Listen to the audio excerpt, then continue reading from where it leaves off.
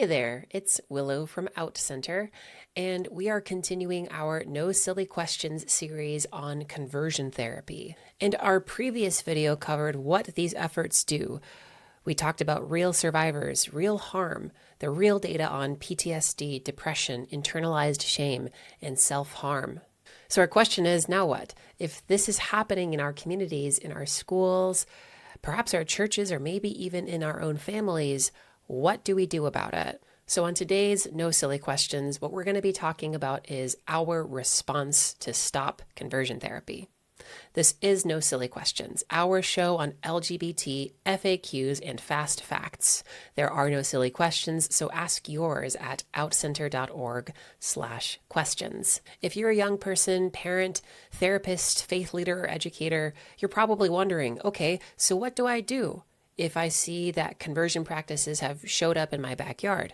First, let's talk to young people who might be pushed in the direction of conversion practices or SOGICE, SOGICE, right? Sexual orientation and gender identity change efforts. This section is for you. Maybe you've heard something like, we've found a therapist who can fix your feelings of being gay or feeling like you were born in the wrong body. Or our pastor says that there's a group that can help you with this problem. Or maybe you should talk to folks that can solve your gender discordance, not dysphoria, discordance. Or maybe there's offers from your parents or faith leaders to send you to a camp or something like that, where they can help you with this lifestyle and carry this cross of some sort of shame or something. Well, there's nothing shameful about being LGBT, so must not be for you. But first, you're right to think about maintaining your sense of self and safety. So here's some ideas of what to do. The first thing I would recommend is finding a trusted adult who can help you and support you and advocate for you. If you're a student, high school, junior high, I really recommend talking to a school counselor or school social worker. These are folks that have specific training in mental health. And many people who study mental health also have competencies or background knowledge about LGBT identity. If you go to talk to somebody like this, I recommend keeping an eye out for things that are sort of queer coded or LGBT friendly. Sometimes people will have a rainbow flag in their office, or they might have a sticker on their door that says this is a safe space. Those are people who you might want to talk to about the situation that you're in. I think it's important to start off with a trusted adult because it can be hard to stand up for yourself, especially when it's parents or faith leaders who are trying to tell you what to do or how you should be. Second, know that you are allowed to question what's happening. It probably doesn't make much sense to try to be more straight or to act more like your birth gender, or that being told that your identity is sinful or sick or broken. These aren't neutral perspectives to understand yourself better. People who say these types of things have a specific way of thinking about the world that is not friendly to LGBT people. It's also good to look for options maybe outside of your community. I really recommend the Trevor Project, who has a 24/7 crisis helpline for LGBT young people. And those folks can help support you with other resources too. They can connect you with safe and affirming counselors. They often have resources to refer you to other places that might be able to provide you some help, like places to stay, or if you're coming from a faith community, finding a church or some other group that is open to LGBT people. Just remember that you are not broken for being queer. You are not the problem here. Next, if you are a caregiver or a parent and you're watching this and wondering, wanting to be mindful of your child's safety and not wanting somebody to spread their anti-LGBT ideology. So first off, shout out to you for wanting to be mindful of affirming presences of people in your life. As you know, as we've already described here, when parents push their kids into conversion practices, those kids are more likely to experience depression, anxiety, and self-harm. And the opposite is true. The more that parents support and affirm their kids, even while their kids are trying on new identities or figuring out different things about themselves, those kids are less likely to experience those signs of self-harm and are more likely to thrive. So a few things I would like to encourage you to be mindful of. The first thing I would say is have a cooperative goal in mind for you and your child. I can understand that as a parent, you're aware of what's going on the news and in wider culture about the lack of acceptance for LGBT people.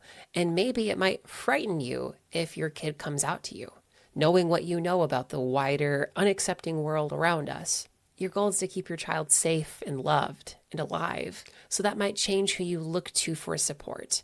You don't need to find somebody who will teach your child to hide who they are. You want folks who will help you navigate this time together without harm. If you're looking for a therapist, counselor, psychologist for your kids, you always want to double check that there isn't any sort of covert conversion therapy going on. So here are some questions that you might ask. For instance, do you affirm LGBTQ plus identities as healthy and not as something to fix? You might ask straight up, have you ever tried to change a client's sexual orientation or gender identity? Also, what does supportive care for LGBTQ plus youth look like in your practice?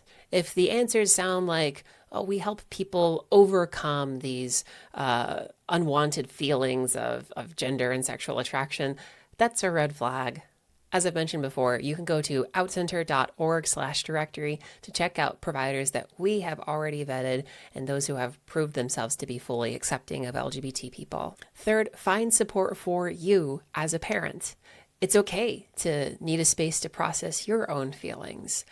Here's what I might recommend then. Online parent support groups for kids who are queer, trans, gay, lesbian, bisexual. There are sometimes very specific niche communities for this sort of thing online. Check out on the PFLAG website, that's pflag.org, for local support groups for parents like you. So faith leaders, if you are a pastor, priest, rabbi, something else, you may be trying to hold together your tradition and your care for LGBTQ congregants. But here's something to keep in mind. If you've had conversations with someone aimed at changing or suppressing their sexual orientation or gender identity, that is a form of conversion practice. You are making an effort to cause change, even if you're not operating as a therapist. If you are framing it as helping someone live biblically or overcoming temptation or walking away from a lifestyle, the effect is the same. You're telling them that their identity is a problem to fix. And we know that that message is linked to depression, trauma, and self-harm. So what are some things to do instead? The first is to offer pastoral care that focuses on shame reduction and not identity suppression. Also, publicly affirm that LGBTQ plus people are welcome as they are, fully welcome and fully affirmed.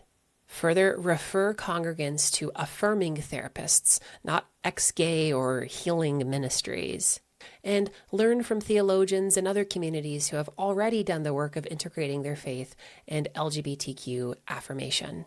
If you're a therapist or counselor, you already know the phrase, do no harm. And as we've already clearly demonstrated, trying to change a client's orientation or gender identity is harm. It's not just exploring, it's out of line with every major professional guideline in mental health today. Ethical, empirically based care for LGBT people looks like affirming their identity, helping clients cope with stress, stigma, family conflict, and trauma, and supporting clients to move towards greater acceptance. So just to summarize a lot of this, if you are a clinician, you have a specific mental health professional role. Same with faith leaders, you have a specific role in the world, in your community. But there are all kinds of things that we can work on and practice together to create safer environments that do not involve changing people and their identity and who they are. So here's what real support looks like. First, it's actually being affirming. It is accepting people even if they're different than something that you've experienced or what you've grown up thinking. These are all learning opportunities to learn more about different communities and different people, and maybe opportunities to learn about yourself too. Next, it's important to reduce shame. You can challenge messages that say that LGBT people are less worthy. Stand up for queer people, right? Don't let microaggressions slide. Don't be in spaces that actively discourage LGBT people and their full acceptance in a community or a tradition. The next is creating a place of safety. You can make sure that young people have that trusted adult, that safe space, and exit plans if home becomes too dangerous. And you can be a part of building community. If you are a parent, you can support a GSA in your school. Maybe you can help out in an Affirming Church's youth group. You can volunteer at an LGBT center or on online communities where people can be themselves. Some quick wins could even be sharing this video on social media or with your friends. It can involve bringing one of OutCenter's Pathways of Belonging trainings to your workplace or to your school. It could be taking part in Pride, like we host every year in June.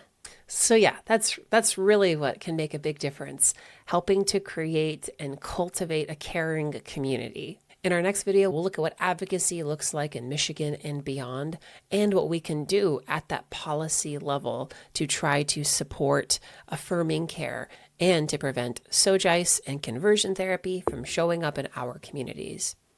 In the meantime, if you are sitting with more questions, be sure to explore more of what we have to offer at outcenter.org/questions.